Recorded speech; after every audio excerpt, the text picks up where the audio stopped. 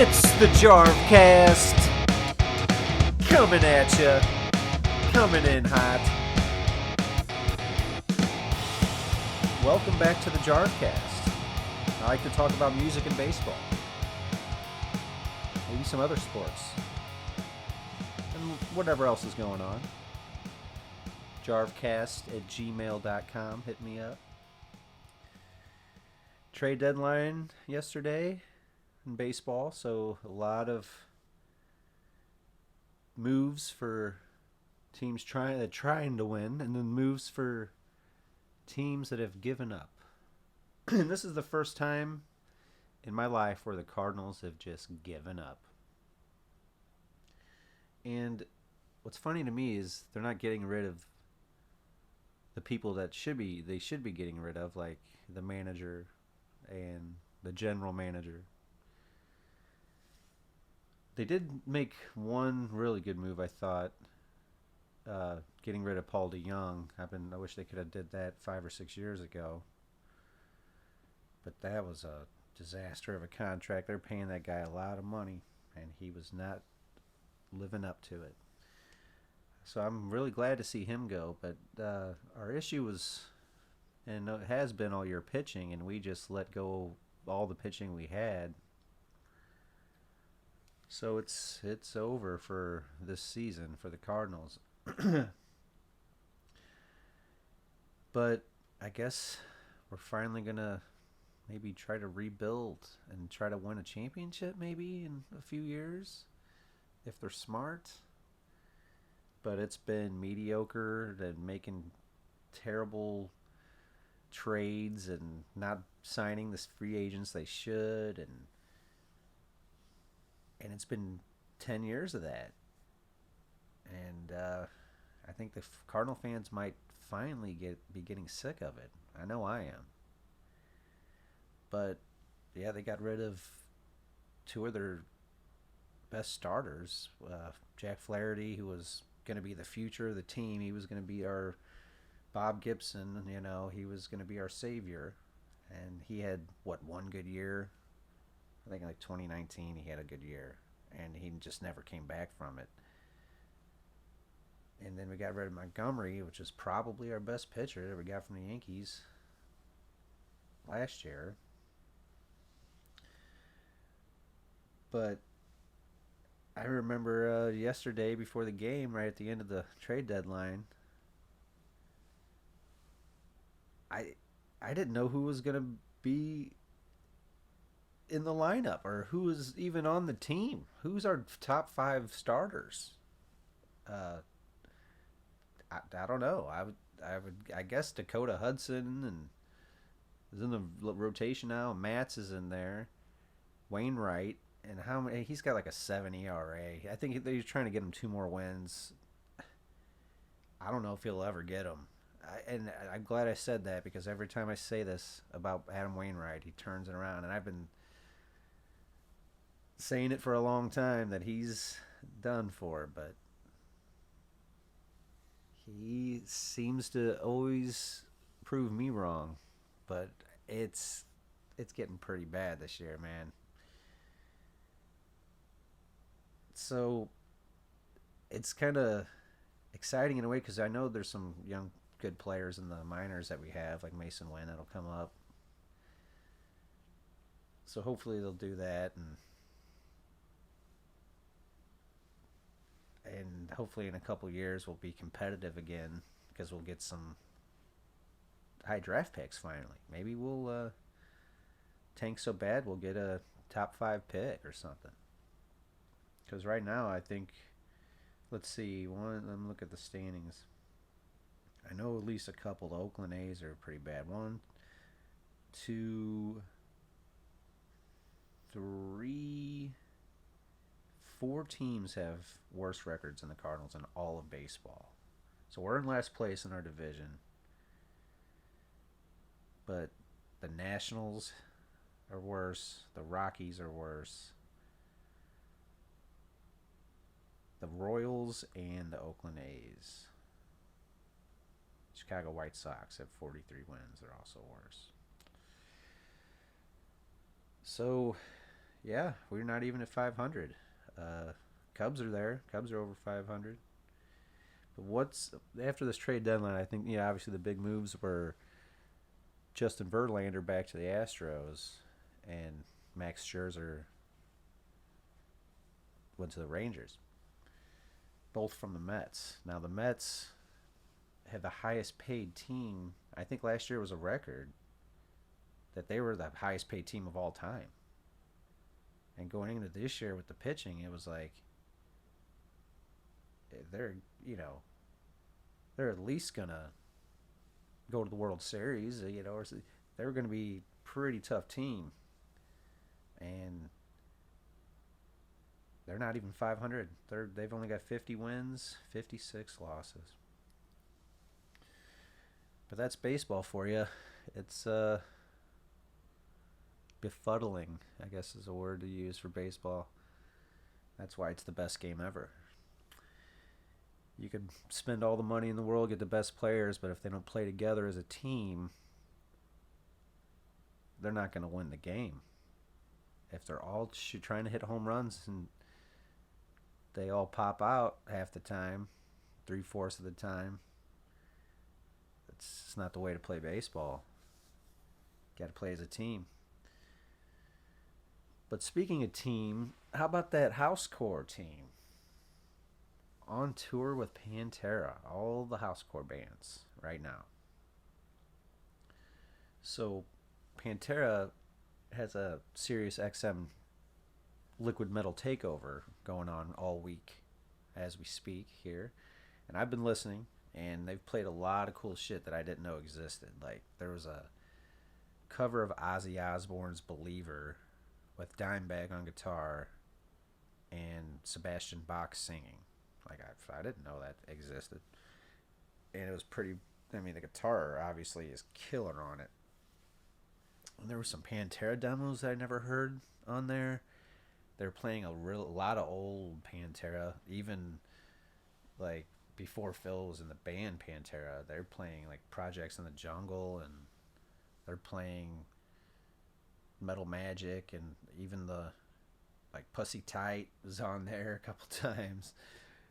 And then they're playing like the extended family of bands. So you got like the Illegals and Down and Super Joint, and then you got like the Vinny and Dime family of the Damage Plans and Hell Yeah, and then you got Rex's solo stuff. I never really checked that out. It's not bad, really. I mean, I heard it when it came out, but they played some of that, and it's still going. But to my surprise, they played my band, Nest. Phil introduced it, and what a crazy thing for me to sit back and think that one day, it's just mind-boggling to me to think that I would be even somewhat involved in the Pantera family.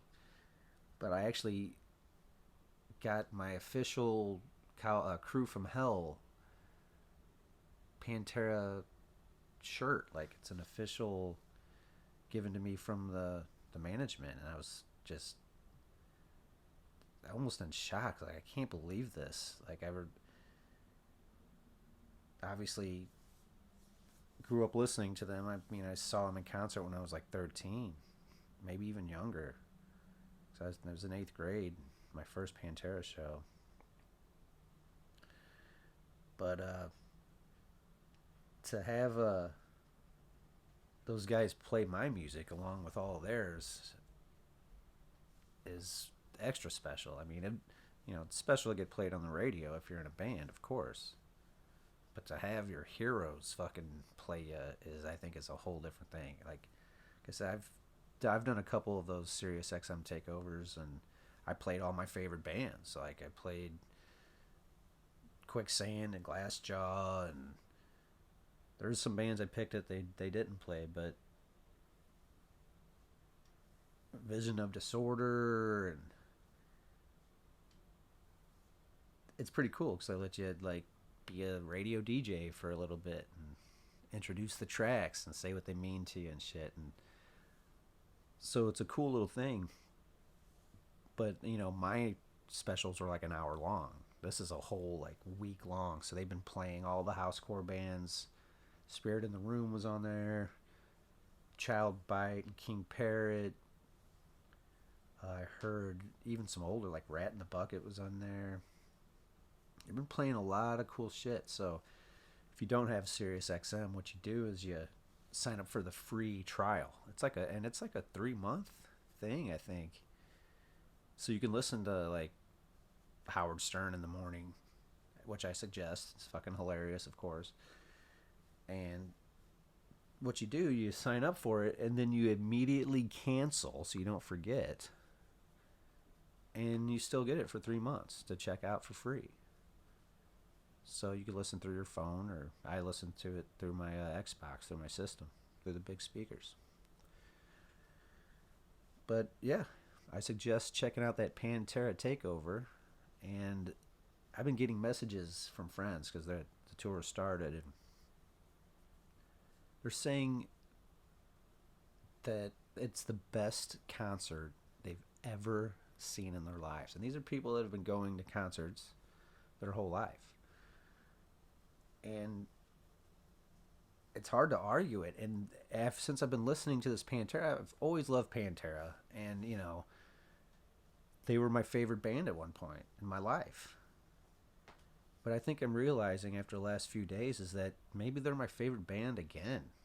Maybe I'm realizing that they are never going to be topped. And I don't think they ever have been. They're just... There was Metallica. And in the 80s for me, when I was 8, 9 years old, Metallica was the greatest thing in the world to me. And I remember when, like, 91, I went backstage and met them back, at the Black Album tour and Evening with Metallica tour. And the Black Album was great, but you could tell that they were changing. And right at that point is when, I got Vulgar, Display of Power. And I was like, now this is the future. This is Metallica at the next level. And they were the next evolution of, thrash metal and that type of music. And they were the epitome of it. And no one ever topped it. Tell me a band. I mean, there's more extreme bands out there, but they never went to number one on the fucking Billboard charts. And that doesn't, number one Billboard charts doesn't equal good. It's not what I'm saying. However, Pantera was just that good. They couldn't be denied. And every song that goes by, and even all the B-sides, when that guitar solo comes up, you just sit back and say, oh, Jesus Christ. Even if you don't play guitar, you hear that and you say, wow, that guy can play. Now, that guy is one of the best ever. And he was. And that's why Pantera was one of the best, if not the best band fucking ever. I mean, Beatles, I love the Beatles. Beatles are the greatest band of all time, in my opinion. Greatest heavy metal band of all time? Usually I would say Black Sabbath or Metallica. But I think after the last few days, I think Pantera fucking crushes those bands. We can go track for track, and you can give me you say War Pigs, and I'll say, okay, how about Floods? What's the better song? How about This Love? How about Cemetery Gates?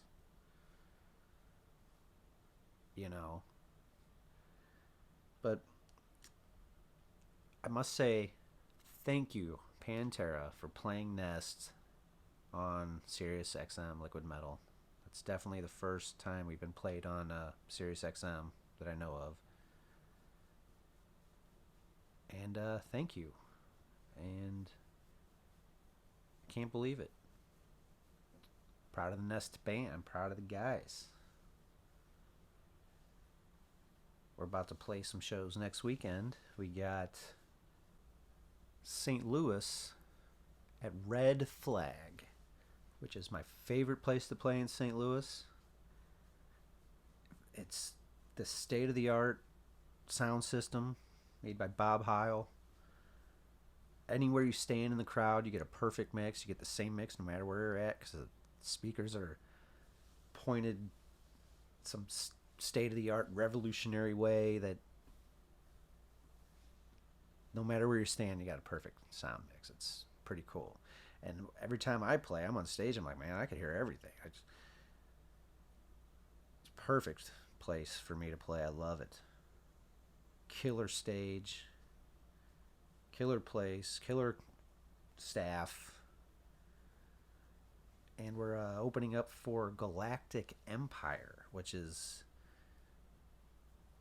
like this cosplay Star Wars cover band, I guess. They play like the Mandalorian theme and like the Star Wars thing. It looks really cool. Like I saw their viral video years ago. You know, Darth Vader's fucking jamming out and like the stormtroopers on bass. And they could play. I mean, if you listen to the songs, it's like, well, obviously if you've ever seen Star Wars or any of the spin-offs, it's all great music, really epic orchestra and shit. But they've made it kind of metal, so it's worth checking out. Even if you check out the video on YouTube, it's just bring a little smile to your face. Galactic Empire. And then we got Friday, we're playing at a place called Bourbon on Division in Chicago. And that's put together by Dot to Dot Management. Now, this guy I've been in touch with for a while that hooked us up. They put together like big shows. Like just last week, it was like Volbeat, Hailstorm. Let's see, they did. I'm going to pull this up. Disturbed and Pop Evil last November. They just did Devin Townsend Dream Theater, Animals as Leaders. They did Weezer on July 9th. Shinedown. So they're doing all these huge acts.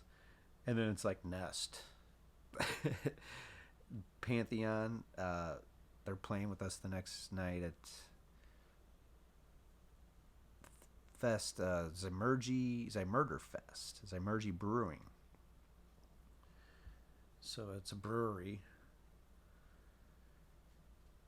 The Menomonee or something. I don't know what the fuck it's at. It's in Wisconsin or something, I think.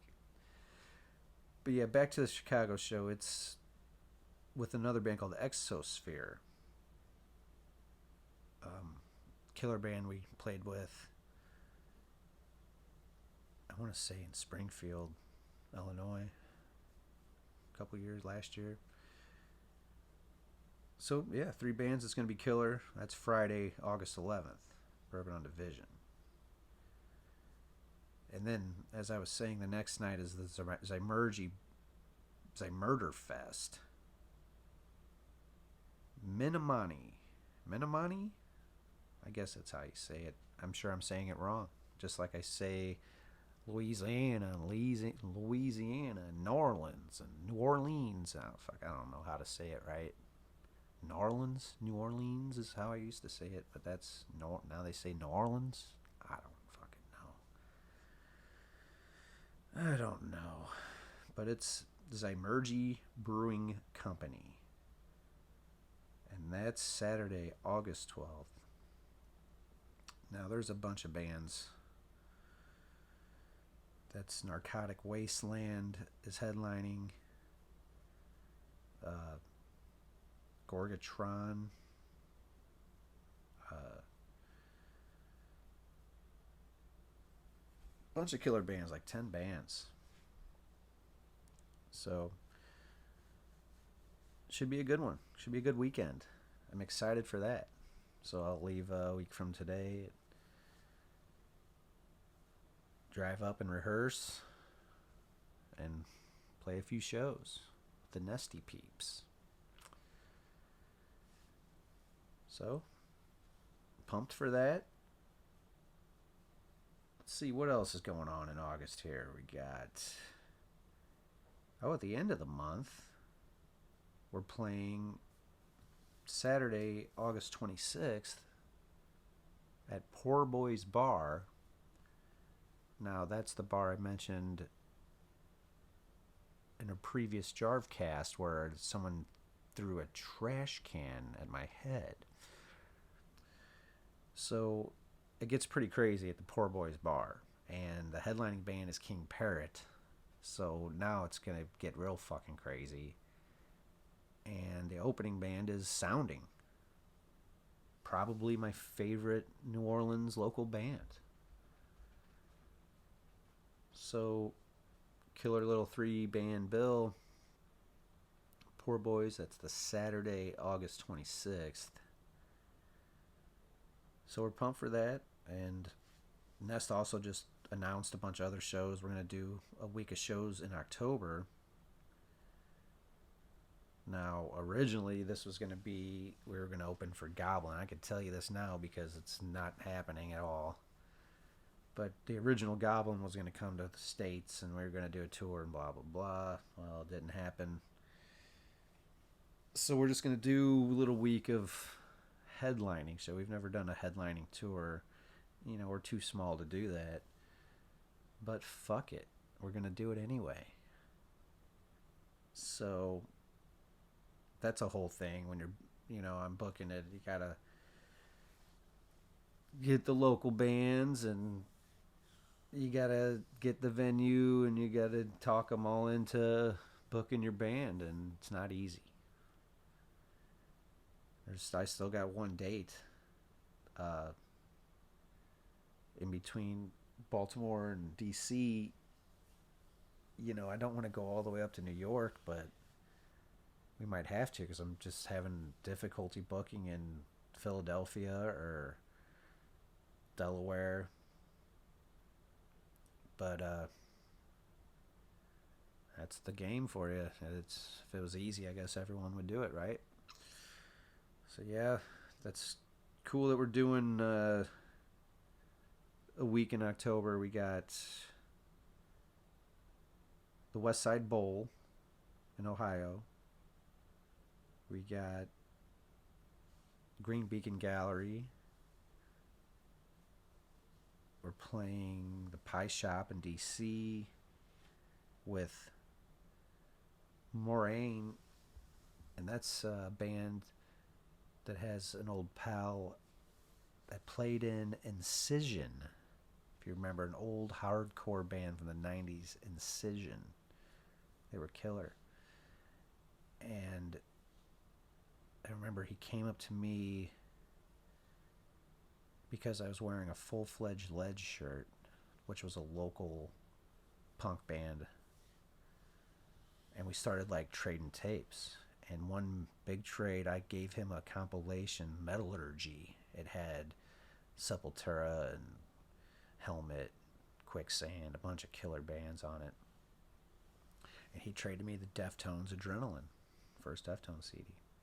So we're old high school pals from Triad High School, and we're playing a show together in DC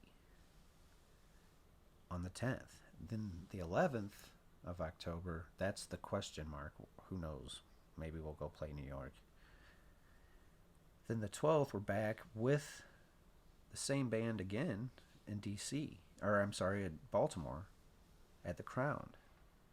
So I've never been to the Crown, even though I've lived in Baltimore for a while. Maybe I've been there, but I never played there. So I'm pumped for that, doing 2 shows with an old buddy. And then we go from Baltimore down to a place called the Milk Parlor, and that's in Blacksburg, Virginia.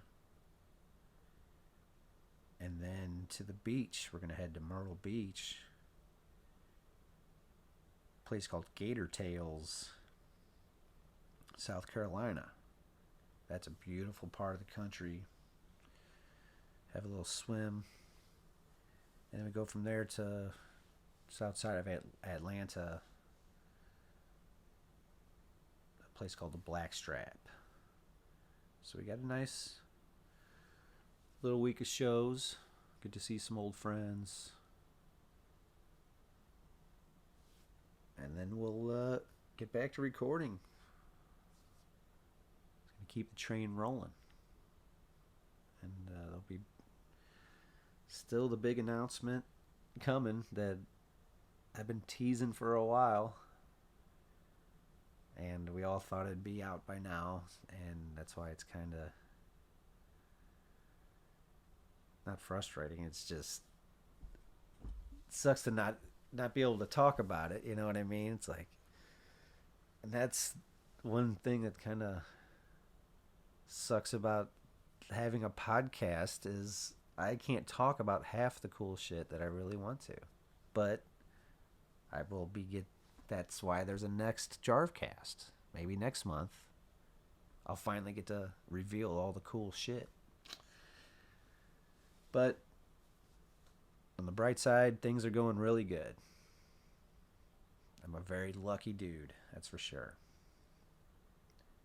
And hopefully I'll see you next month on the Jarvcast. See ya.